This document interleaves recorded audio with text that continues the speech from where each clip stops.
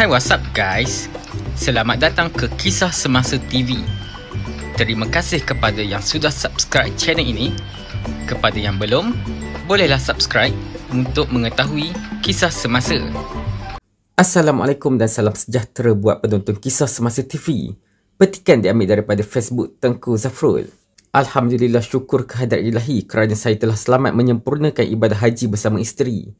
Terima kasih kepada semua yang mendoakan perjalanan haji kami. Saya terpanggil untuk menjelaskan beberapa perkara berkenaan keputusan saya berundur daripada UMNO dan permohonan menyertai PKR. Pertama, berkenaan desas-desus mengenai penyertaan dalam mana-mana pilihan raya kecil, baik di peringkat persekutuan maupun negeri. Saya ingin menjelaskan bahawa tiada sebarang perbincangan tentang perkara ini pernah berlaku dan ia bukan sebahagian daripada pertimbangan saya dalam membuat keputusan ini. Saya sememangnya tidak bersetuju dengan konsep pencetusan PRK tanpa keperluan yang mendesak kerana PRK juga melibatkan masa dan duit rakyat. Saya akan terus melaksanakan tugas saya sebagai seorang ahli Dewan Negara sehingga tamat tempoh perkhidmatan bulan Disember 2025. Berkenaan kedudukan saya sebagai seorang menteri, saya menyerahkan sepenuhnya isu ini kepada Budi Bicara Yang Amat Berhormat Perdana Menteri. Saya sentiasa bersedia untuk berkhidmat kepada negara dalam apa jua kapasiti. Saya meninggalkan dunia korporat kerana niat untuk berkhidmat.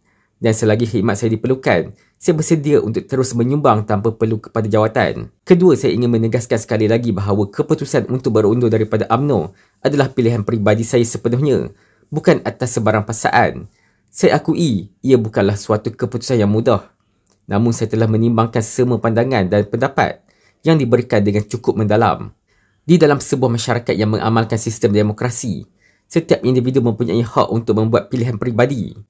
Dan saya amat menghargai semua pandangan serta penerimaan terhadap keputusan ini.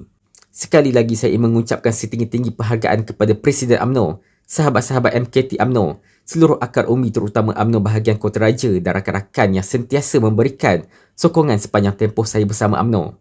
Doakan saya terus istiqomah dalam perjuangan berbekal semangat baru sesudah pulang dari Tanah Suci Mekah. Sekian, terima kasih. Tengku Zafrul Aziz, 9 Jun 2025. Yang anda ada sebarang pendapat, boleh tinggalkan di ruangan komen guys.